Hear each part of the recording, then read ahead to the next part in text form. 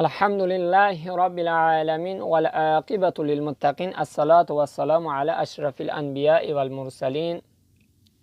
قال رسول الله صلى الله عليه وسلم گفت حبیب خدا محمد صلی الله علیه وسلم من احیا سنت فی الفساد الزمان فله اجر 100 مثل شهید.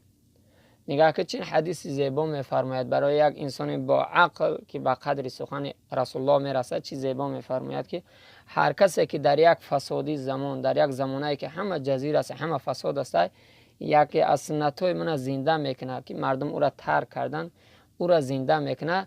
پیغمبر خدا صلی الله علیه و سلم میفرماید که به همون انسانی که همین سنت زنده میکنه خداوند ثواب 100 شهید در راه الله میده.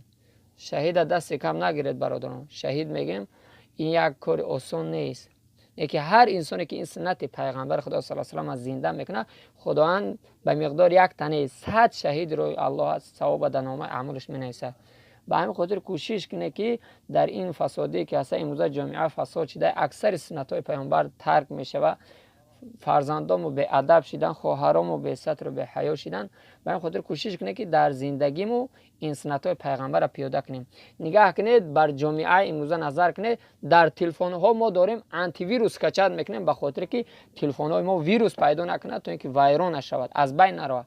همین مسلمان هم باید در درونش آنتی ویروس داشته. آنتی ویروس مسلمان این چیه؟ سنت رسول الله صلی الله علیه و سلم. همه هر کسی به سنت رسول الله صلی الله علیه و سلم عمل میکنه او روی هدایت میآورد.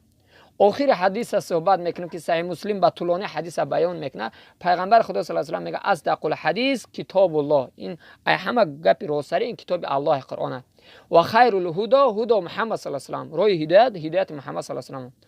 و کل بدعت ضلاله و کل ضلاله فی النار. همه بدعت یک ضلالتی است و همه ضلالتی در دوزخ میگه. به خود کوشش کنه که هر چیزی که یک اهل فقه و اهل علما او را مقصد بیان نکردن که او بدعت ضلالت، ما ای پیش خودمون نکنیم، نگیم که مومم گفت، نگیم که اتم گفت یا دیگر، بلکه هر چیزی که سنت رسول الله صلی الله علیه و سلم او را در زندگی ما بگیریم، حکمت او را الله میدونه.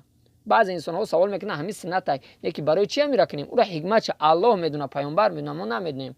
ما فقط الله متعال نگاه که چی میفرماید؟ استعیذ بالله و ما آتاکم رسول، حدثی که رسول الله به شما داد فخذوه بگیرید رو، و ما نهاکم عنه فانتهوا، هر چیزی را که رسول الله صلی الله علیه و سلم گفت نکنه از اون باز ایسته. به این خاطر بردارم خوش به حال تو که سنت پیامبر میگیرید، در هر طرف زندگی باشه به سنت پیامبر چنگ بزنید، از بدعت خودتون دوری بجه. یگان مجتهد بدعت حسنه را بیان نکرده است، به دلیلش حجتاش که نگفته است، ای پیش خودت به هر بدعت چنگ نزنه که گمراه میشه. هر روز قیامت رسول الله صلی الله علیه و سلم کسی را شفاعتگره که او در جاده شرعی پیغمبره. پیامبر هم فرد روز قیامت کسی را شفاعت میکنه که او طبق سنت پیامبر رفتار میکنه. به خود کوشش کنه که در زندگی تو سنت پیامبر را پیاده کنی، به هر بدعت، به هر جاهلی برای خود دین نسازی. الله متعال در قرآن چیز زیبا میفرماید، میگه با پروردگار تو شما مثال نزنید چیزی که نمیدونی. الله از ما خوبتر میدونه، پیامبر از ما خوبتر میدونه.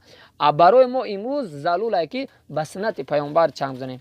امروز اکثر جوانان را نگاه همین از سنت پیامبر دور هستن، عکس دارن قریب 50% 70% سنت رسول الله صلی الله علیه و سلم ترک میکنن.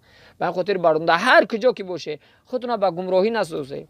چگونه که یک جا کار میره کوشش میکنه قانون همونجا را شب روز رعایت کنه که شما را از وطن بیرون میکنه، در زندگیتون کوشش کنه که با سنت پیامبر پیاده کنی.